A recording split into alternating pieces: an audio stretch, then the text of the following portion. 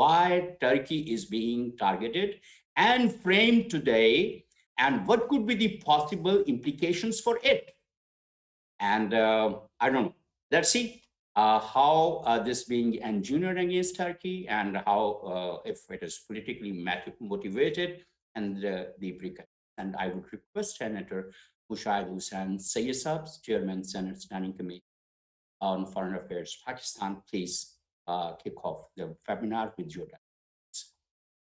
Thank you very much. In the name of the Almighty, the Lord of all mankind, good afternoon and assalamu alaikum from Islamabad, and a special greetings to my dear friend and colleague in Islamabad, General Talat Masood Saab. My heartfelt condolences on the sad demise of your spouse or your wife, Madame. She passed away last year because of COVID.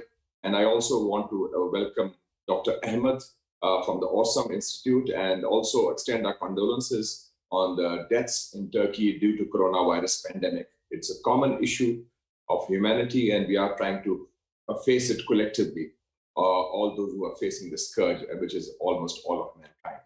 And I'm grateful to the dynamic Mr. Munir Ahmed, who has not only dynamic, but very creative, because he comes out with initiatives which are timely, which are topical, and which have relevance in the contemporary scenario. And I thank you for inviting me to begin this very important conference. Pakistan is one of those countries which have expressed solidarity with Turkey after the statement of 24th of April by President Biden, which was, what they call Metz Yagan, the so-called Armenian Genocide Day remembrance. And Pakistan, our foreign minister talked to your foreign minister. They expressed full solidarity. And this goes without saying, because Pakistan and Turkey have a very deep, emotional, political, substantive bond extending to even before the creation of Pakistan.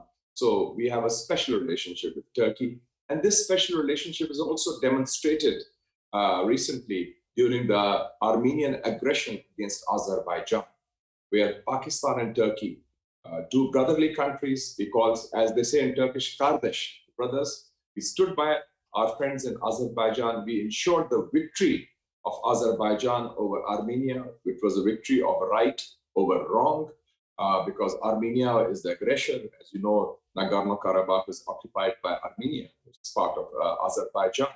And I think that the Armenian lobby, other apologists of Armenia have now tried to strike back.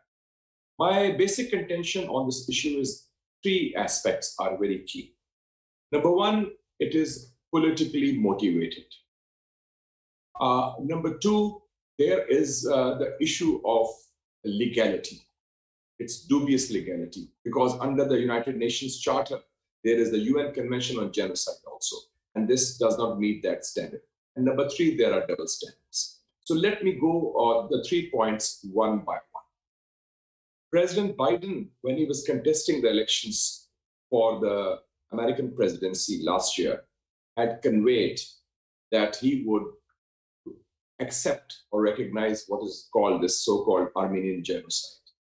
And earlier, his running mate, Kamala Harris, senator, had also said the same thing. And this was basically to appease the Armenian lobby. The Armenian Americans are a population of about 500,000. They may not be large in numbers, but they have, their affluence is backed with influence in Washington, D.C. And half of these 500,000 Armenian Americans are concentrated in 20 congressional districts of the US Congress. As a student of Foreign Affairs, I used to study in Washington, D.C., and I was studying in Georgetown University School of Foreign Service, and I was one of the first to also get a congressional internship working with an American congressman and senators in the Washington, D.C., Capitol Hill. So I know how the lobbies work, whether it's the Israel lobby or the Armenian lobby. We also now have a very active Indian lobby also. And there's also a Greek lobby and a gun lobby. So there are lobbies of special vested interests in countries also. So this is basically primarily a politically motivated decision based on electoral considerations of President Biden to beef up his constituency and also to rope in the Armenian Americans also, and also to appeal to those congressmen and others. As you know, a lot of them are in California, and Nancy Pelosi, the Speaker of the US House of Representatives, is also from California. So that's number one. It's a politically motivated decision. It is not a decision based on principles. It is not a decision based on a commitment to a cause. It is primarily politically motivated, number one. Number two, the use the term genocide. This term came into vogue when Professor Lemkin, a Polish professor, coined it, a Greek word and a Latin word, became genocide. And there was genocide committed in World War II, especially against the Jews of Europe by the Christians of Europe, the Holocaust. And everybody condemns it, whether it's 5 million or 6 million. And I've been to the Holocaust Museum in different countries, and I've also been to the concentration camps, whether it's Auschwitz in Poland or Dachau in Germany. So we have always, because Muslims had nothing to do with that, it was part of World War II, and that has been roundly condemned. So this genocide then led to the United Nations Convention on Genocide, 1948, I think it was. And there is a certain specific legal definition that a genocide means that it is a pre-planned, organized, mass extermination or ethnic cleansing or elimination or erasure of a particular group of people. And that is the key.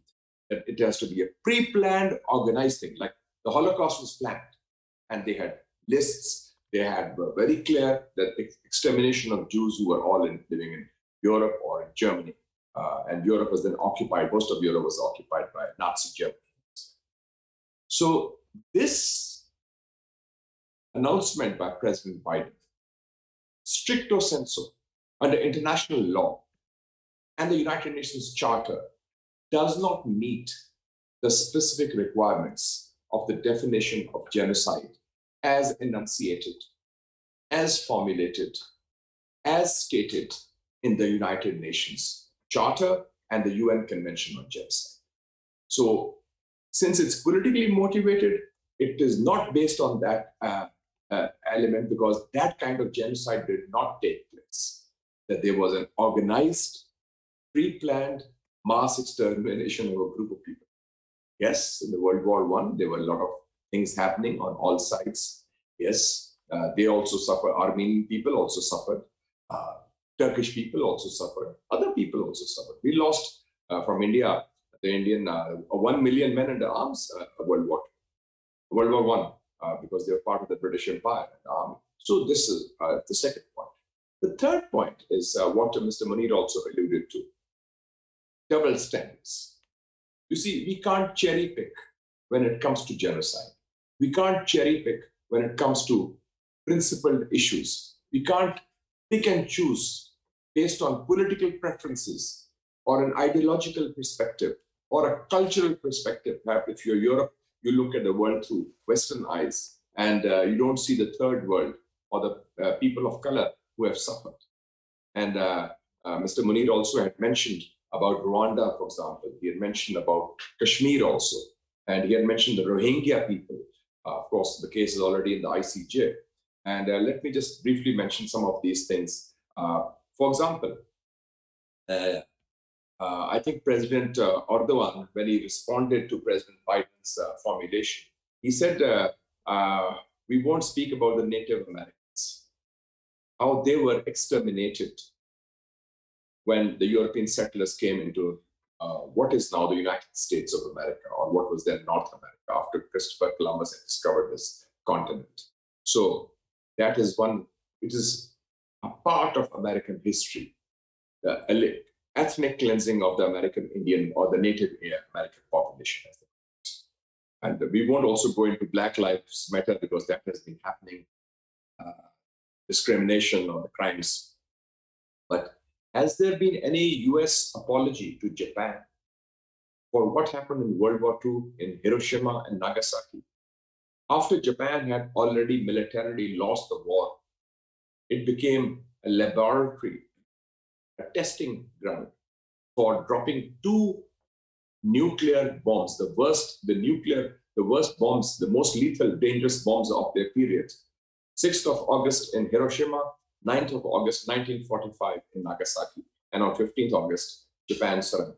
So that is number 1. Then when we talk of genocides or massacres, everybody remembers Sabra and Shatila, 1982 in Beirut. Under the auspices of the Israeli occupation army, led by General Ariel Sharon, who later on became Prime Minister of Israel, as the United States deemed it necessary to put that crime, the Sabra Shatila massacre, on the list which they have formulated. And that was 1982. And what about, let's not, sooner, it's in our lifetimes, all these things. Halabja massacre, 1988, March, Iran-Iraq war. Like today, Iran was seen as an enemy by the United States. The US was supporting Saddam Hussein that time. And Saddam Hussein used chemical weapons, poison gas against his own population, the Kurdish population, Halabja, against the Iranian troops. 5,000 were killed. 5,000. We talk of Iraq. Let's not forget the statement of the Secretary of State of the United States, Madam Madeleine Albright, in an interview to NBC News, Leslie Stahl. She said, she was asked, don't you think the sanctions which the US has imposed via the United Nations against Iraq have resulted in stoppage of all medicine to the Iraqi people? And it has resulted in the deaths of 500,000 children and babies. You think this was worth it to put this kind of pressure politically? And she replied without batting an eyelid. Madeleine Albright, the Secretary of State of the United States. Yes, it was worth it. You're talking of 500,000 people killed. 2 people mentioned about Mr. Modi, Narendra Modi, Prime Minister of India, the darling of America these days because they want to contain China and use the Japan, Australia, and India, and Modi's India. The Gujarat massacre, 1,000 Muslims were exterminated, eliminated under state patronage, the state of Gujarat, and including a member of parliament by the name of Ahsan Jafri, who was hacked to death and burnt alive in his own house, and the police never showed up. And because of that, as you remember, the visa of Modi to USA and UK was cancelled in 2005. But now, of course, things have changed politically. And let's come closer to home. We have Dr. Ahmed Uysal from the ORSAM Institute, and he was in Baku recently to celebrate the recent victory on the war. Khojaly massacre took place by Armenia, and it took place on 26th of February 1992, when 1,000 Azerbaijan civilians were brutally massacred in Armenia. And Munir Saab, you mentioned also about Bosnia-Herzegovina. Hurts me because I've been to Bosnia-Herzegovina.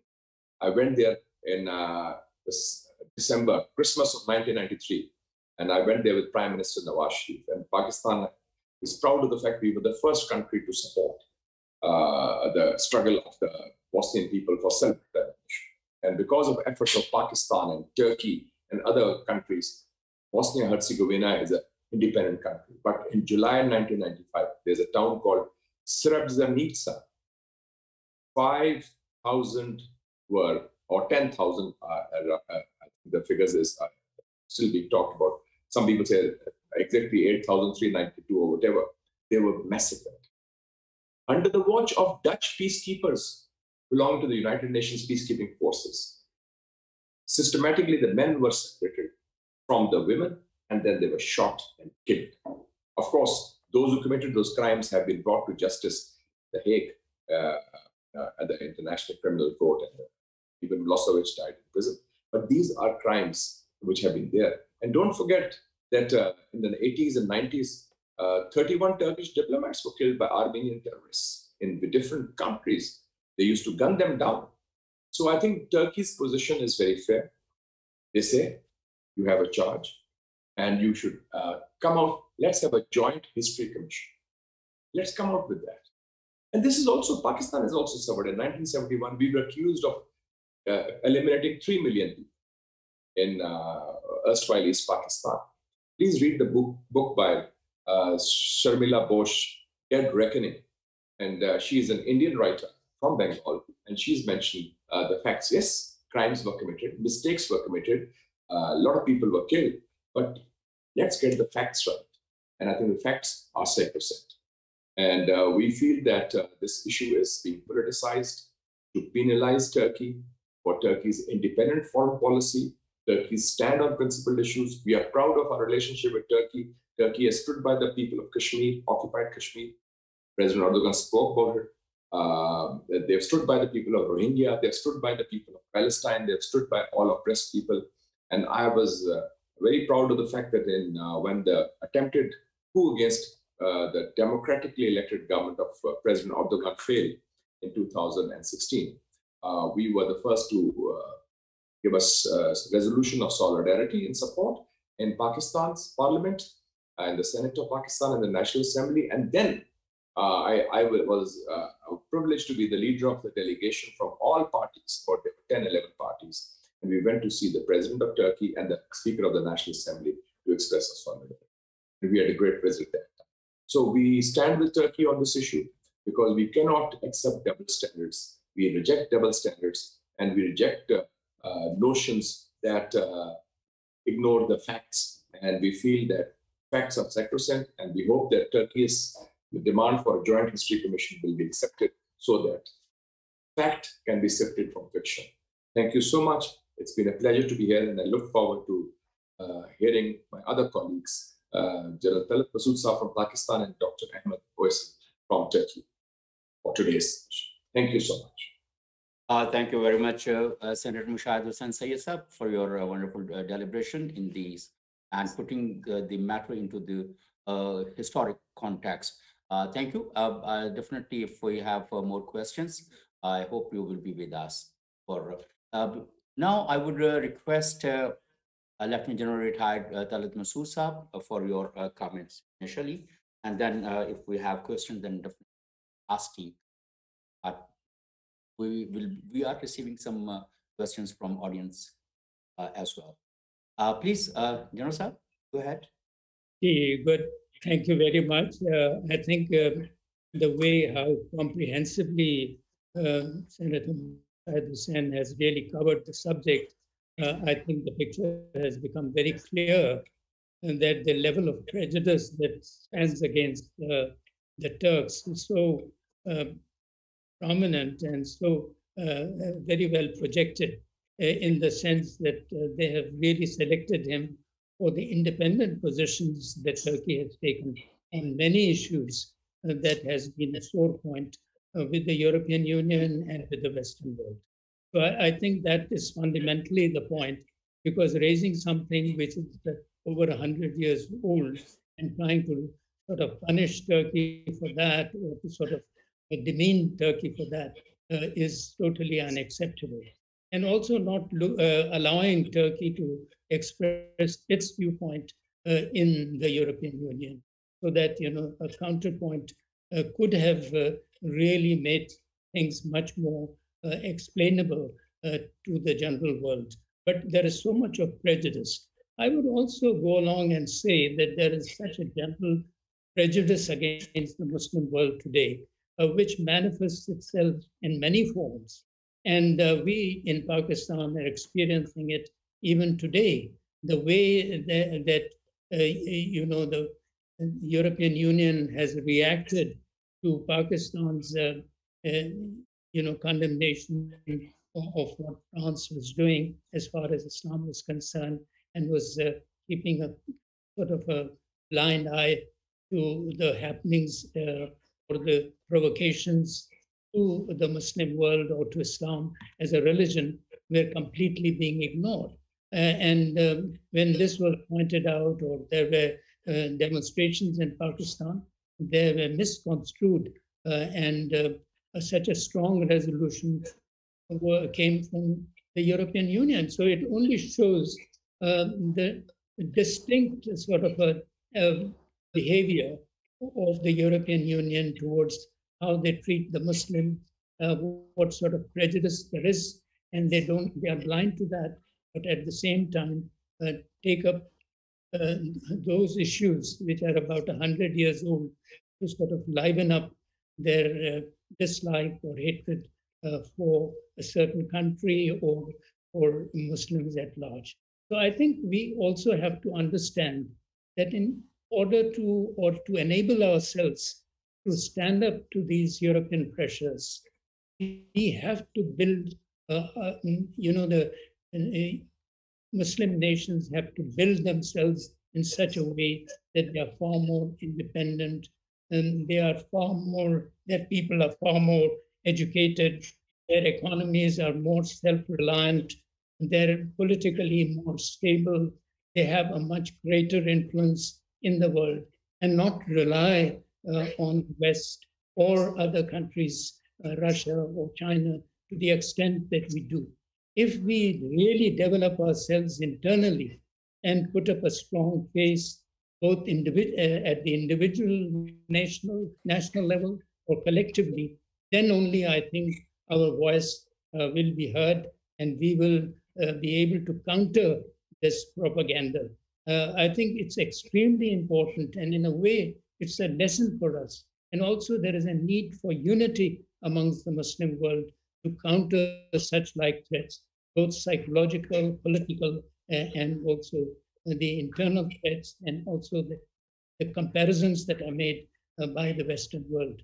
So I think it is a general sort of a phenomena or general policy to belittle the Muslim countries and also those countries which stand up in a country like Turkey, which has been really standing up to American pressures, standing up to Western European countries' pressures, and also having a dispute with Greece, although Turkey is, I think, very justified in taking the position that it has taken with Greece. But all these things add up to the sort of inimical attitude that is being portrayed by the West towards Turkey and generally, as I said, about against the Muslim world.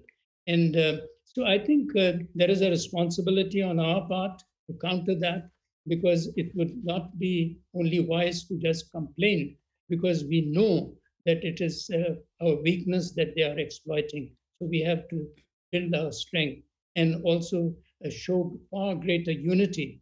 And the present level of disunity must end. And I'm glad that Saudi Arabia and Iran are moving in that direction and realizing the consequences of the split of the Muslim world. Thank you. Thank you very much, Lieutenant General Masood. Wonderful, really. You are always very inspiring, and you touch very objectively whatever the issue is.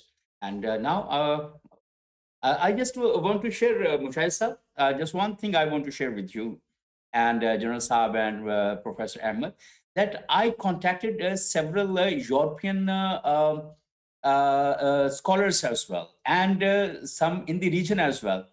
No one dared to be part of the webinar. And I must say, you three experts are the very daring persons, very brave persons, who come up at the moment when your opinion was needed.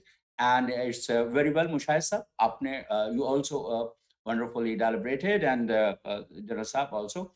And thank you very much, Professor Ahmed. Even some of the Turkish scholars also refused to talk about it. That was very they are afraid of Europe, sir. They are independent thinkers, and that's great. That's great, and I'm really very encouraged to have you here, Professor Ahmed Uysal. Please go ahead for initial and on that. Thank you. And as you know, we have also Westophiles, they are like very afraid of the West. Also, they are very fond of, admire the West. does all kinds of genocide, and then blame the victims. We were the victims, and Pakistan is a victim, and all Muslim world is divided and exploited.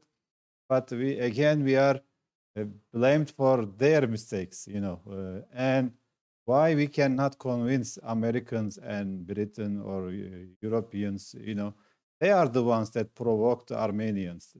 I don't want to go into the historical details, and it is very, very obvious, very clear that there is no tradition in Ottoman history, in Muslim history, to target like a certain community, religious or ethnic community, and to exterminate this community. This is un-Islamic, un-Ottoman also is not common. There is no other example. So the millet system in the Ottoman system is very much known, that all the different religions is in the academic literature, that many different religions, they live together peacefully, and this is like unprecedented also. When the Crusaders came, what they did in Andalusia and in many places. When they go to America, we know what they did.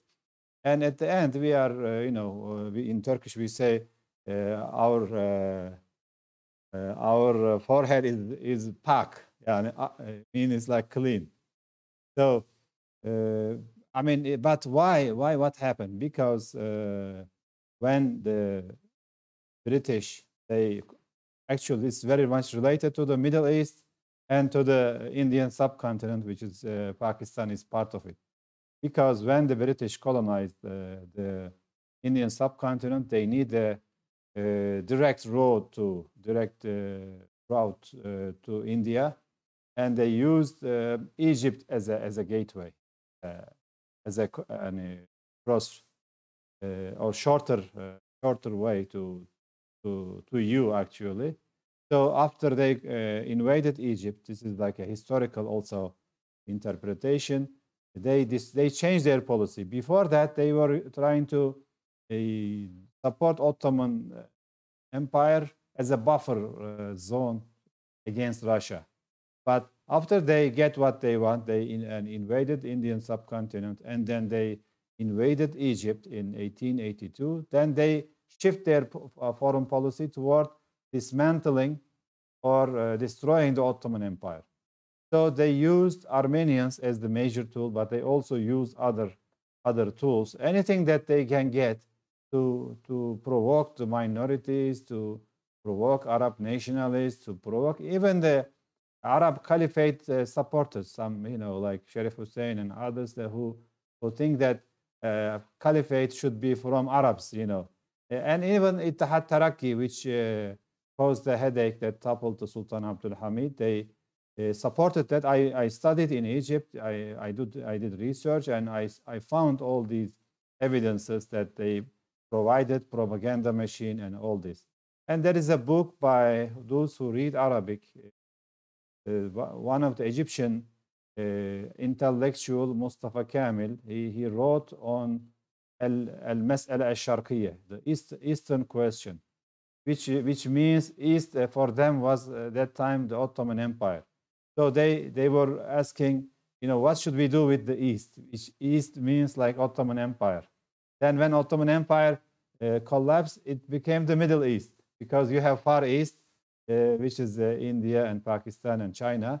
Then Near East, which is Eastern Europe. And this is Eastern question became Middle East question, which is still a question and very problematic today. And they did not solve any problem. They bring more chaos and more destruction. But what happened with the Armenians, this intellectual Mustafa Kamil, the Arabic version is Al-Mas'ala Al-Sharqiyya, present, you can find it online. He says Armenians were the major tool for the British, especially after they worked hard to convert them to Protestantism.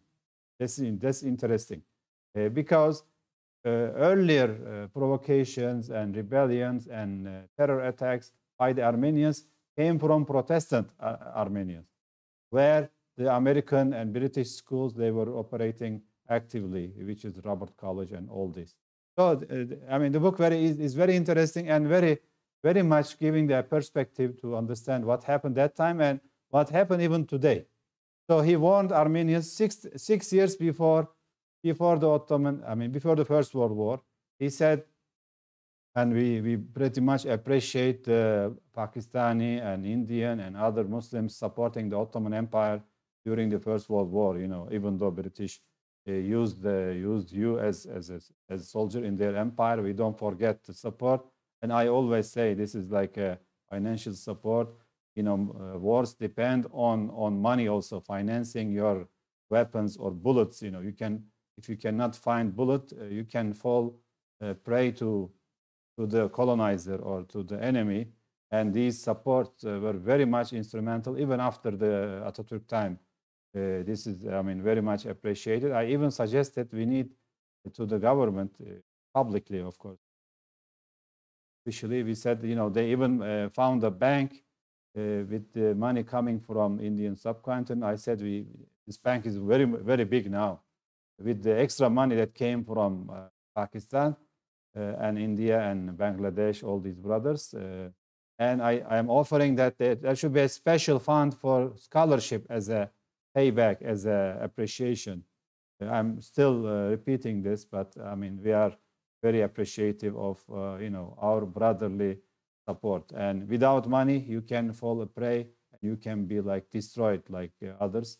But anyway, we survived. So this perspective is very much important because they use Armenia, go back, they use Armenians inside the Ottoman Empire as a two things. One is to destroy create instability and chaos and everything. But other aspect is very much important where Senator Mushahid, he pointed out, to discredit the Muslims, the Ottoman Empire in the West. So they provoked these guys, and then they said Ottoman Empire or Muslims are butchering the Christians in the West, which is still this anti-Islamic attitude is present for a long time, but it's still present against the Turks, against Muslims, Pakistanis, where you see it in Kashmir and other places. Nobody wants to hear it.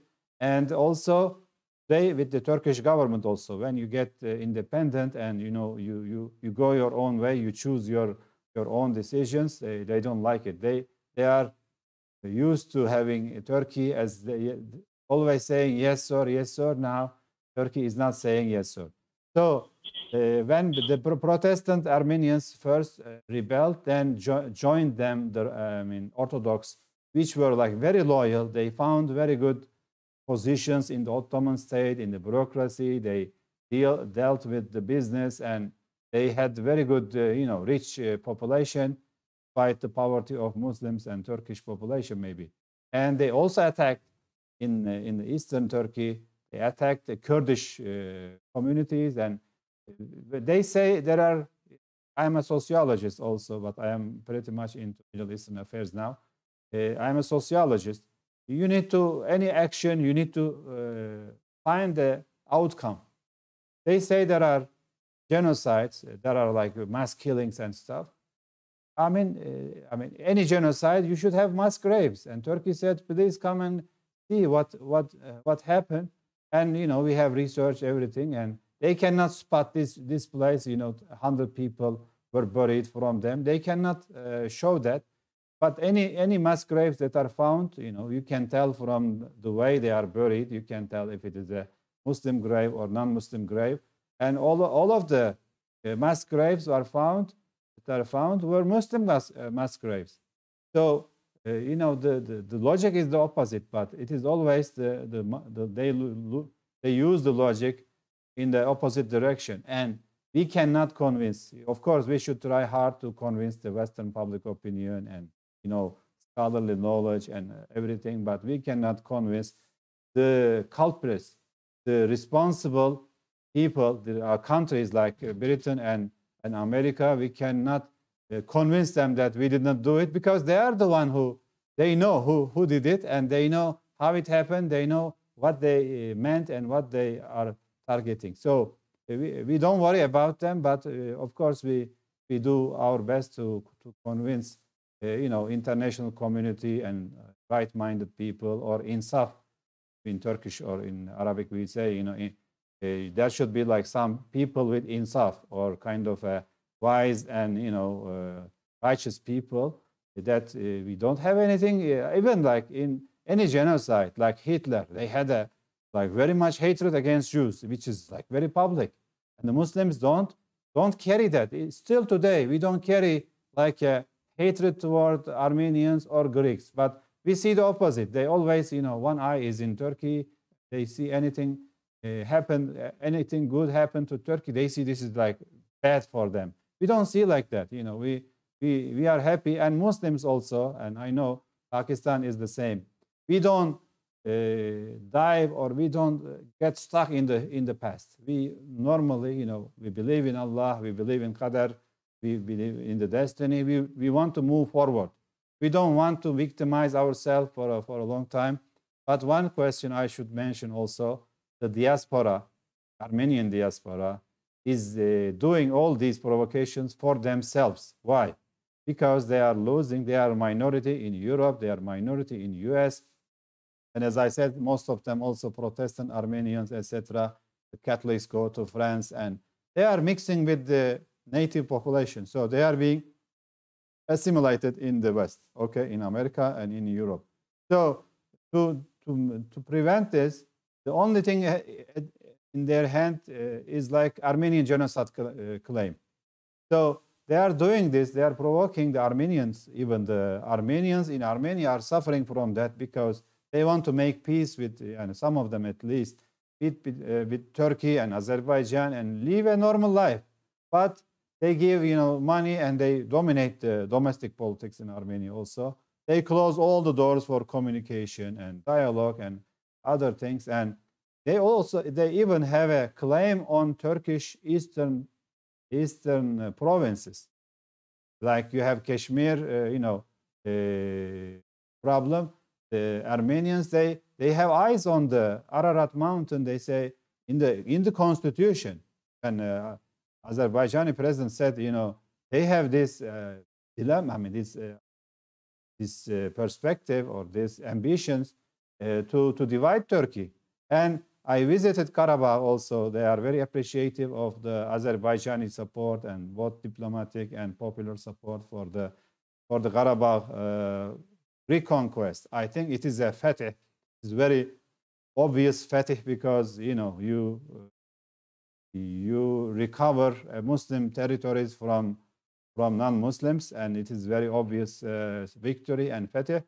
But they are very appreciative of the Pakistani support, and I see Pakistani and Turkish flags all over. So I mean, I'm mixing with the past and today, because it is very relevant for all of us. And at the end, the Armenian diaspora use this to make themselves, to keep their identity, to keep their solidarity. Otherwise, everybody will be like American and ordinary French and others. So they are exploiting this. They are not even allowing Armenians to get into a dialogue with the Turkish side, Azerbaijani side, and they suffered. And the last victory by the Karabakh, I've been there, and they destroyed the whole mosques. They destroyed the whole houses.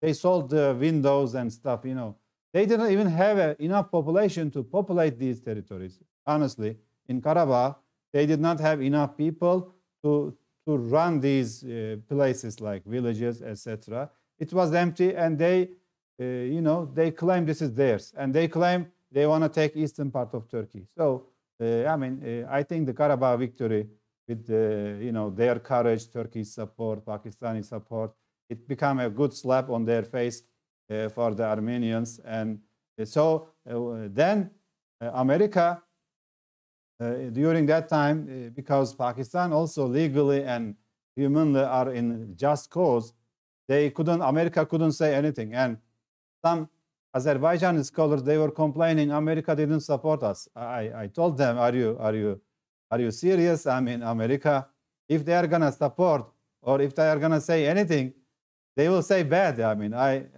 I said to them, don't be, don't be crazy. In a way, America will not give you anything free or anything just because we know them. But they said we have good relations and stuff. They expect America to support them. I said, no news is good news. I mean, at least they didn't say anything. If they would say anything, they would say bad, and would hurt you. But because they had legal ground and they have a good army, they had good support and also people support. So Biden is revenging this victory. Try to, pressure Turkey more, squeeze Turkey more. As a conclusion, Turkey will not be intimidated by this. Turkey came a long way to gain its independence from Western hegemony. And unfortunately, after we lost the First World War, we kind of not surrendered, but our elites choose to go with them, but we did not gain much from this kind of dependency. Now we have independent policy. Not necessarily we fight with them, we can work with them, but now we are balancing our relations with the East and West, and also North and South. Turkey is in a place, very good place to work with all of them together if they like it. Russia understand Turkey is a regional power like 5 years ago. They are now operating very well, but America, I think, will take more time. I think Europeans began to understand Turkey is a partner, is a strong country, it doesn't work with intimidation. Even Biden decision, actually, I think it hurt more Americans now because the Turkish public gets very much against America.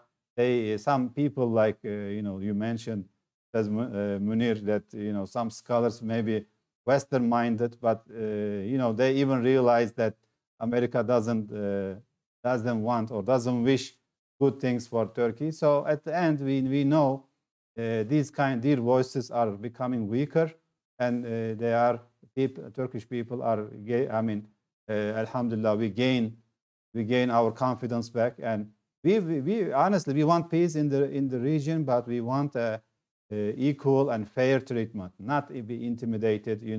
Do this and do that, or showing fingers. We don't like that, and I think it's inspiration for everybody, for Azerbaijan, for our brothers in Kashmir and in Pakistan, in Africa, even Muslims are in victim position, but they are blamed for their suffering.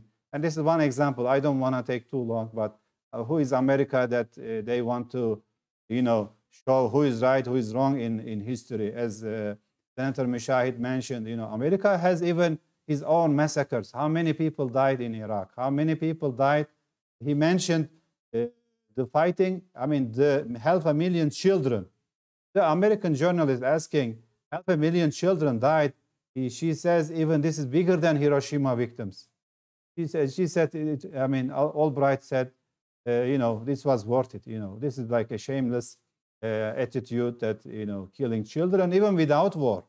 So, imagine how many people died after the war in Afghanistan, in Iraq, in Somalia, and any place that America, entered so far, intervened. We don't see any stability, any kind of just system, operating system, and we are all suffering. So we are not gonna accept these accusations and intimidations. We'll be working with anybody who wants to work with them. We don't want problems, but we will not be backing down from our right course. So thank you again for inviting me and for also valuable contributions our previous speakers. Thank you. Thank you very much. Wonderful, Professor Dr. Ahmad Uysal from ORSAM, Ankara.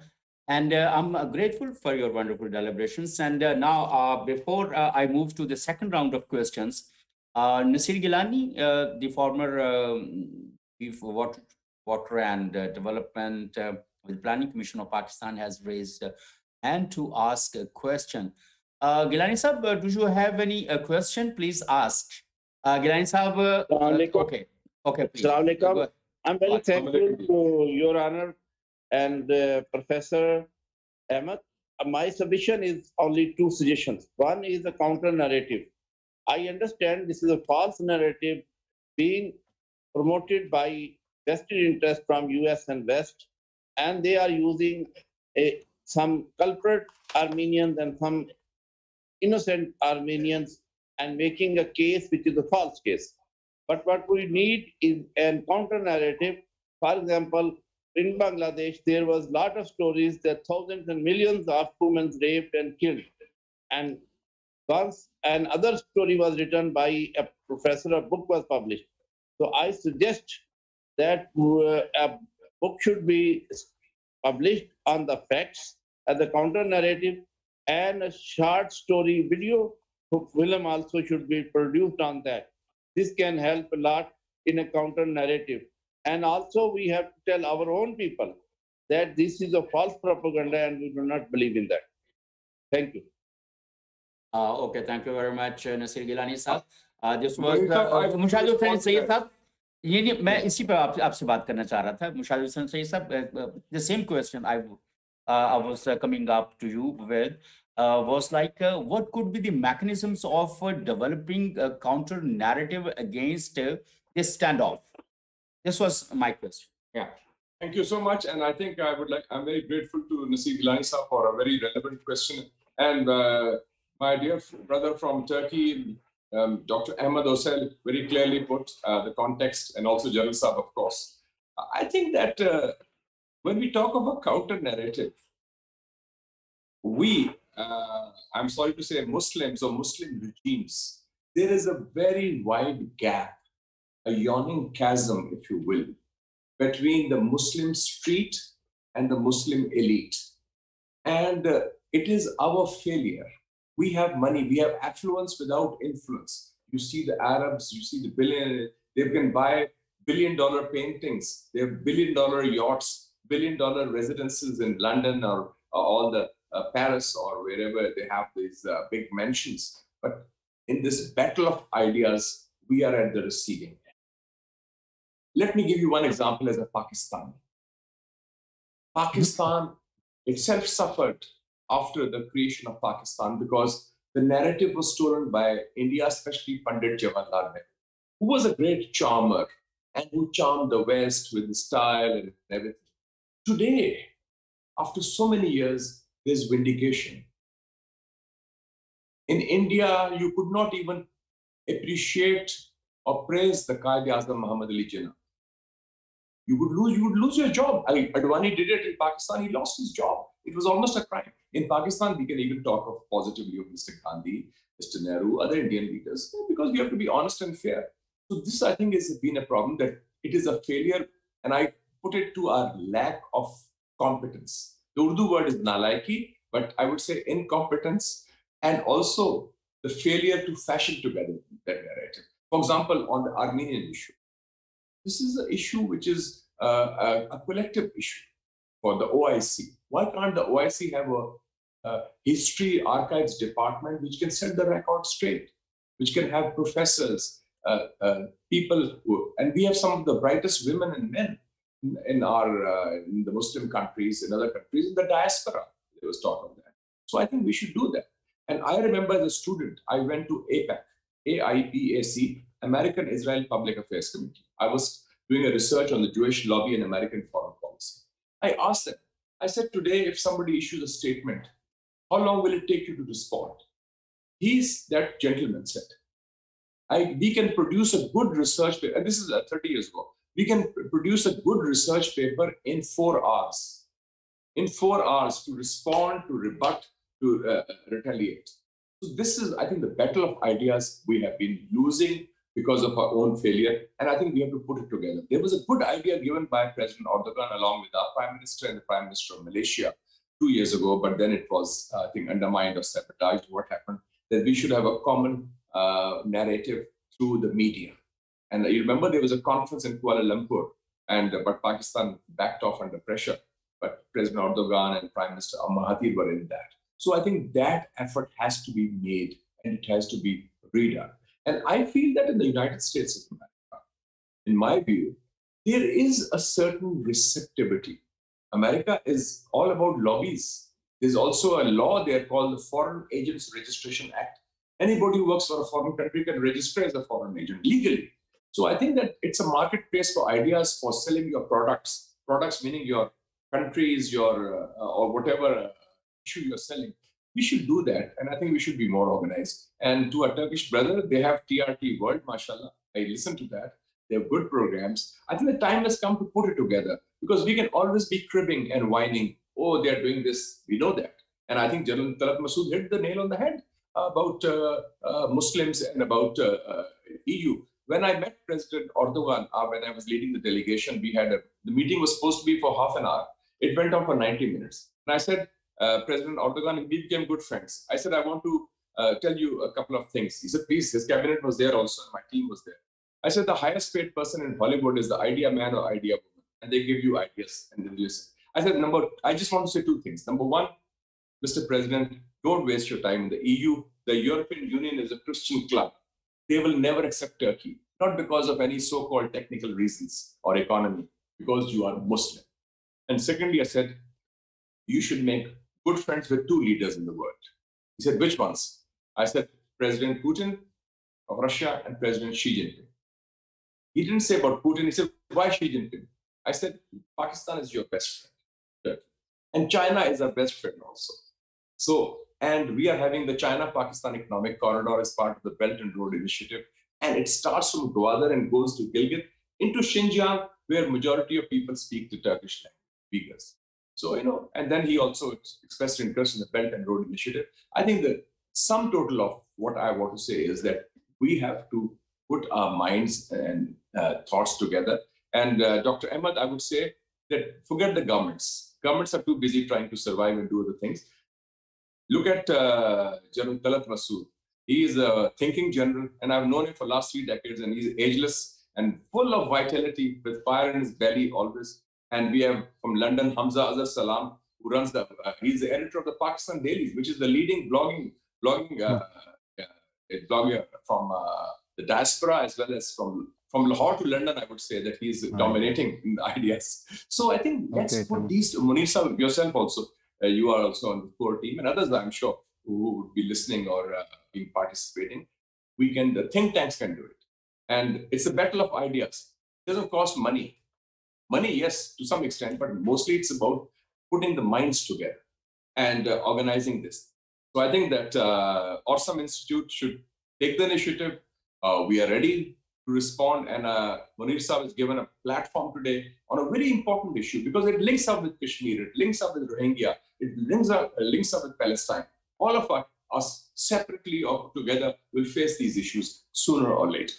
Thank you. Okay, thank you. Before we go for another round of questions, I had a talk with Anwar Iqbal, very seasoned and very well-informed journalist who lives in America and works for Dawn. My former colleague in the Muslim. He was working great. For me, yes. And he's a wonderful journalist. He's a wonderful journalist. And we had we had a conversation in Urdu last night. That was about DTN Daily News Short. Let's have a little bit of Urdu conversation with Anwar Iqbal. And I will share my screen and the video that I have.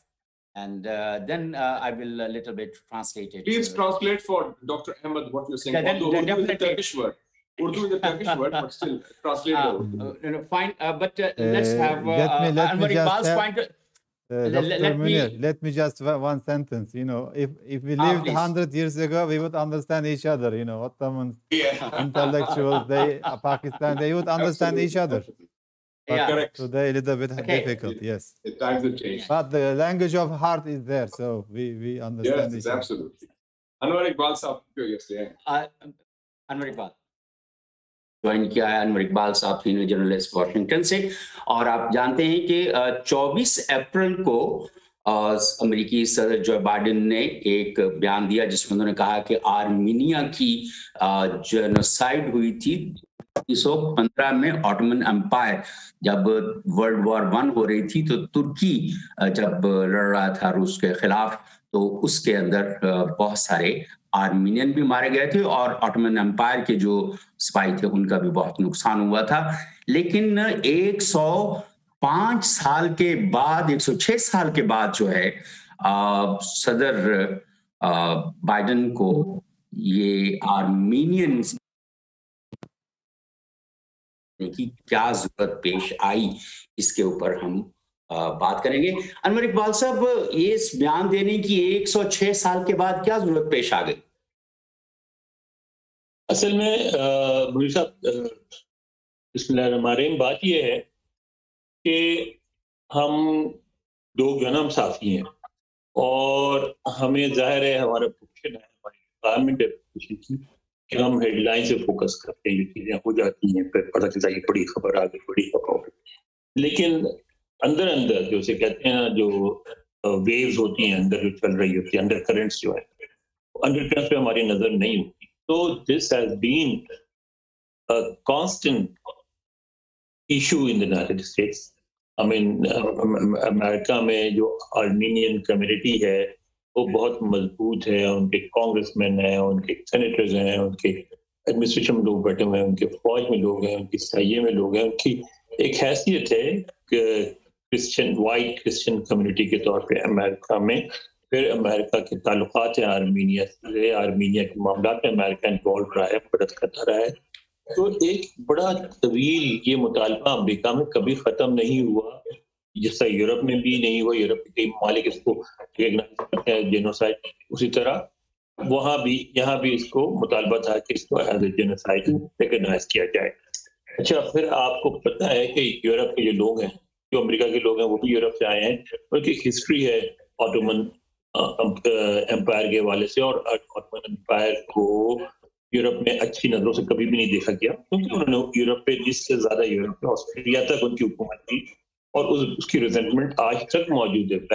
बैल्कन्स के लोग मिले आपको, Australia के लोग मिले, German जो उनमें भी, और ब्रिटिश हैं उनमें भी आपको लंदन में पब्स के नाम मिलेंगे, लिखा हुआ टर्क्स साइड। तो वहाँ लोग जाते रहे हैं, लड़ते रहे हैं, और कभी भी टर्की को अच्छी पॉजिटिव नजर से वेस्ट पे नहीं देखा गया। ये तो इसका बैकग्राउंड है। अच्छा, मैं यहाँ पे ये मैं जानना चाहता हूँ, अभी आपने दो अल्फाज इस्तेमाल किए, उसकी जरा हम थोड़ी सी उसको वजाहत कर लें तो फिर आगे को चलते हैं। एक आपने कहा कि अमेरिका के आर्मीनिया के साथ बहुत पुराने ताल्लुकात हैं और ये एक मुस्तकिल एक बहस चल रही थी, जिसके बाद ये दफ्तर बने हुए, लेकिन जो तुर्की है वो तो नेटो अलाई भी है। मैं उसकी तरफ आ रहा हूँ जी। एक तो आप ध्यान रखते हैं कि अवामी प्रेशर है, उनके दफ्तर बने हुए काम करते हैं। फिर यहाँ जो मजहबी तंजीमें हैं, खासतौर पर ईसाई तंजीमें, आपको पता है कि अमेरिका में मजहबी तंजीमें बहुत मजबूत हैं, और आपको यहाँ जो भी सदर हो या जो भी हो, उनको सबसे ज्यादा वोट भी पड़ते हैं साउथ से, साउथ में वोटिंग ज्यादा होती है, और वेस्ट कोस्ट और वो जो है साउथ मिड वेस्ट वगैरह पूरा मिला लें तो बहुत बड़ा इलाका हो जाता है। आबादी ज्यादा मिड वेस्ट ईस्ट कोस्ट में, वेस्ट कोस्ट में, उसकी वजह से उनके कांग्रेसमैन वगैरह ज्यादा है। लेकिन अमेरिका सरकार की इंतखाबात में जिनका इलेक्ट्रल कॉलेज सिस्टम है, इसकी वजह से साउथ का और मिडिल वेस्ट का बड़ा इन्फ्लुएंस है। इन इलाकों में मजहबी तंजीमों का, सोवियत यूनियन की वजह से बहुत बड़ी अहमियत थी